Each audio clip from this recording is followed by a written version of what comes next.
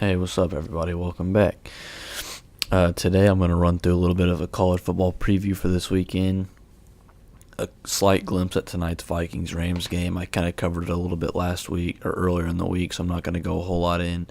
And I'll talk about some around the NFL. But with that, let's just jump right into it. I'm not going to watch a whole lot of college football this weekend. We've got homecoming up here at Wabash. And I'll be working pretty much all afternoon Saturday, so I don't get to watch a whole lot.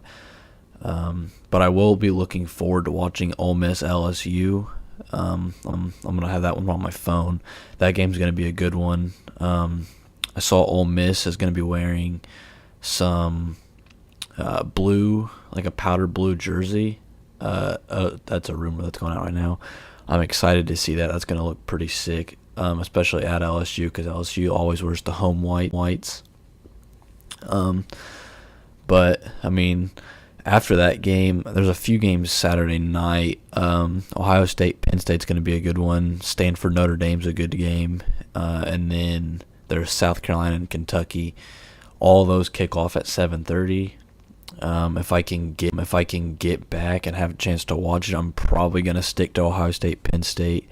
The atmosphere at Penn State's going to be electric. I love that stadium, that whiteout that they do. So if you can only watch one game this weekend, that's the one to watch. But kind of going back, brought up the idea of the best jerseys in the NFL, both historically and current or whatever. So I'll give you my top 5 jerseys. I think. Right away, I'm not gonna the teams. I'm not gonna put like the Colts. They've got the most boring jersey I've ever seen. There's a couple others like I'm not a huge fan of the Bengals or the Patriots. They're just kind of a basic look. But in terms of my 5 favorite, I'll kick things off. Number 5, I like the current Chargers jerseys.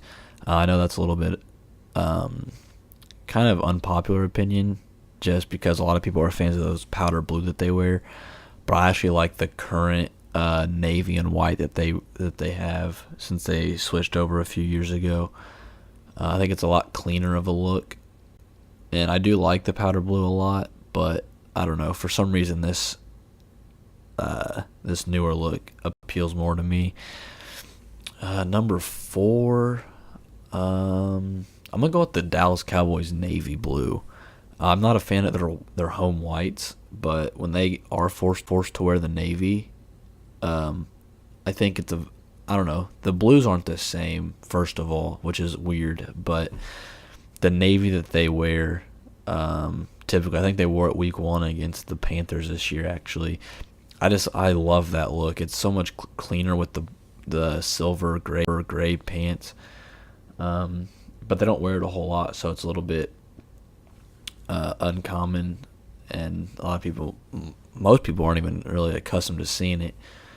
Number 3, this is a jersey I've only seen once in the last few years, but it's the new Vikings all white. I believe the only time they wore it was opening week of the 2016 season, the Monday night game against the 49ers.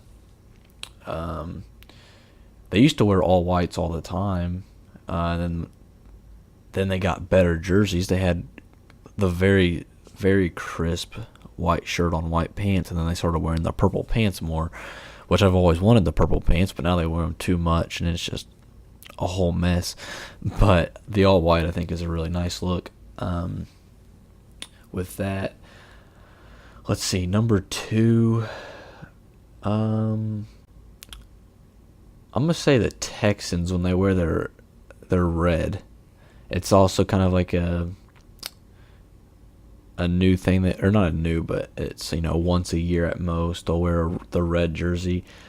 It's just different with them. I like when they wear that with the white pants. It gives them a different. I feel like it makes them just look faster. It kind of sounds a little cliche with oh, you look better in a different jersey, but I mean, you look good, you play good. Their red on white, I think, is just it's a different look. It's not like an intimidating red. It's more of like a crisp, like, we're gonna beat you with speed, and it's kind of, I don't know. That's just my take on it, but it's interesting to me. Um, and then, so my favorite jersey in the NFL of all time, I'm going to go with the San Francisco 49ers throwback, like Jerry Rice era with the blocked letters. It is a classic. It's very clean, and I don't know. I just like that look. That's what I'm using in Madden right now, so that might be a little biased. I've got an online league, and I'm using San Francisco. But I'm not really a fan of the current ones, but the blocked letters, I think it's just a unique look that I'm a fan of. But that kind of parlays into my next point. The Niners announced this week that Jimmy Garoppolo is out for the rest of the year with a torn ACL. They've brought in a few quarterbacks. I believe Tom Savage was one of the finalists to take over a roster spot. They called up Nick Mullins from the practice squad to be on the active roster this week, which I don't even know who that is. So there's definitely a question mark there. I don't think they're going to trade for anybody. They've lost Jerick McKinnon. I think it's best for them to just kind of not necessarily tank the season away, but just kind of accept that it's not their year, and come back healthy next year and then start making a better playoff push. But yeah, with CJ Beathard running the offense from now, that's not going to be a very explosive team. And then another quarterback situation in Tampa Bay. The talk through 2 weeks was that Ryan Fitzpatrick was stealing the show, and there's no way you give the job back to Jameis. Then he came out and shit the bed in the first half against the Steelers on Monday night. And the talk came back to, does he lose that job again, or does Jameis have to earn it back still once he's back in the facility from a suspension? If you're asking me, I'm going to say it's still Fitzpatrick's job. He did lead a comeback, and even if they don't lead that comeback and they get blown out, like that, your off-the-field issues can't keep piling up the way that they are. I mean, Jameis has been in trouble. He was in trouble a lot in college. There's a couple incidents there.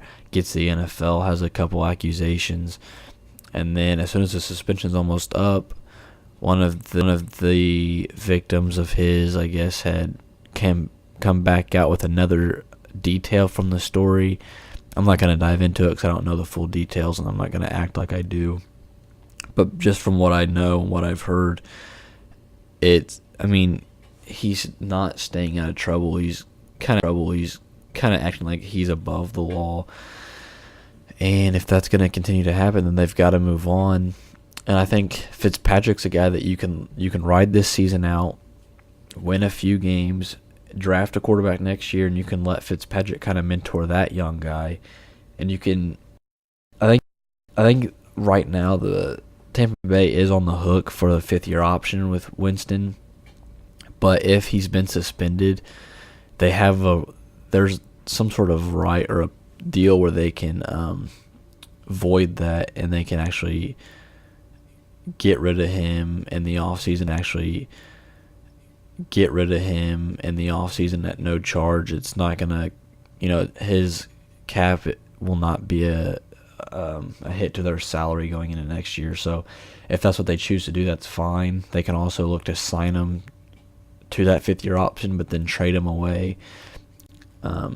But I think, in my opinion, it's time for Tampa Bay to just move on and go get a different quarterback in the future, because this Jameis, it's just not paying out or paying off. So we'll see how it goes. I think right now the job is safe for Ryan Fitzpatrick, so we'll see. But yeah, I guess since the Vikings play tonight, I've kind of bitched a lot about Thursday Night Football. I think I did so on the pod earlier this week. I also did it a lot on Twitter. But just to recap, it's dumb that they have to go. First of all, it's dumb that they have to play a Thursday night game in the first place. But now to say that they have to play Sunday at noon in Minnesota, and then they play Thursday in Los Angeles. That means, so typical NFL schedule, you're going to play Sunday, and then you get Monday off for recovery. You probably have like a team meeting. Tuesday you come in. Tuesday and Wednesday you're going to have practices, and then Thursday and Friday are walkthroughs, and then you typically if you're on the road that week, you're going to head out probably Friday night, maybe Saturday morning to wherever you're heading. But now, you got a Thursday game. You don't get that recovery period, so you've got to come in. You got to practice Monday and Tuesday, and Tuesday's maybe a walkthrough, and then the Vikings flew out Tuesday night to get to Los Angeles, and because you got to get your body clock adjusted too. I mean, it is, for them it's just a 2-hour time difference, but that's still enough to kind of hold some things over. Dietary habits and stuff like that, sleeping. So you could but if you wait to leave until Wednesday, you're getting that extra day of practice, but you're losing time for travel. So either way, if you're playing a Thursday night game, you have to bounce. Your body's not going to be healthy. Then you have to go out, travel immediately, get to the location, prepare for a game. And the whole thing with the NFL right now is that they care about player safety and they want to protect their athletes, but they try and pull something like this where, Thursday night football is not good for anybody, but especially a team who's traveling that week. It's an extra just toll on that body, and it's going to be tough. So I don't have high expectations for Minnesota tonight. Of course, I hope that they compete and I hope they win the game, but realistically speaking, I just don't know if it's going to be possible. Los Angeles is banged up. I think both corners are expected to be out. There's still a chance Marcus Peters plays tonight. We'll know by about 7 o'clock if he's going to be in or not. But it's difficult. And then, of course, the Vikings have to bounce back next week, and they have to fly. They're in L.A. this week, and then they're in Eagles. So we'll see. That'll be enough of a rant, but yeah, I just thought I'd get that out there. Sunday, there's a few games on that are going to be interesting. The slate this week isn't, super overwhelming, but Sunday we've got the Jags and the Jets play. It'll be interesting to watch, the young, fast Jets defense going up against the Jags offense. I don't know if Fournette's going to be back yet or not, but Jacksonville, their offense sputtered out last week against Tennessee. The Jets don't really have a pass rush, so it should be a little bit easier for the Jags to move the ball. Of course, it's Blake Bortles at quarterback, so you never know what you're going to get. The Jets' offense is a little bit stagnant still. I'm still not a huge fan of Sam Darnold, but that game, it should be a low-scoring game. Both really good defenses against really slow offenses, so that'll be a good one to watch if you're into like the old-fashioned run the ball and chew the clock kind of football. Later on Sunday, we've got Browns and Raiders, and again, this is another game where it's not a marquee matchup, but it's one of the better games of the weekend for me. It's Baker Mayfield's first start. He's playing against Oakland. I think he's going to get David Njoku involved up the middle, which is, that's good for that offense. I think Njoku is one of your best weapons, but they don't use him they haven't used him a whole lot. But if you look back at Baker's time at Oklahoma, and even in that little bit that he played on last Thursday, he does use the seam very well, and now he's going to have a freak athlete like Njoku. I think he's just going to be able to shred up that Oakland defense. Oakland doesn't have any linebackers either, so this should be a big game for Mayfield and Njoku. I think they should win that game. Oakland's going to fall to 0-4, but Oakland is just so bad. They have like the second worst pressure on quarterbacks, on dropbacks. I believe that they've only forced 15 pressures so far, and the Bears have 14 sacks. So that's a little bit of a mismatch there. John Gruden's a joke. It cracks me up every week. But then Monday Night Football, we might get to see a true test. Patrick Mahomes is going to go on the road to a division rival in Denver. He's got Von Miller and Bradley Chubb coming at him. We'll see if he can hold up. We'll see how their weapons do. The Broncos don't have Aqib Talib anymore, but they do still have Chris Harris. That'll be a fun game to watch. I think it's going to be it won't be a shootout, because that implies that the Broncos are going to score two. I'm going to say the Chiefs put up quite a bit of points. The Chiefs probably put up 31 again at least. The Broncos probably don't go up past 17. So I'll say I'll give it 34-13 Chiefs, even though they're on the road. It's probably not going to happen, but that'll be my bold take of the week. But yeah, it's not the greatest slate of games in the NFL, but college football is going to make up for it Saturday. And then, yeah, that's about it. There hasn't really been anything crazy this week in the NFL that I can remember. But yeah, I'll hit you guys back up on this weekend's games, a little bit more of a preview. If you have any college prospects you want me to talk about, or if there's any other sort of subject you want me to cover, just let me know, and I'll try to do what I can. But for now, it looks like I got to go to work and get some of that cheddar.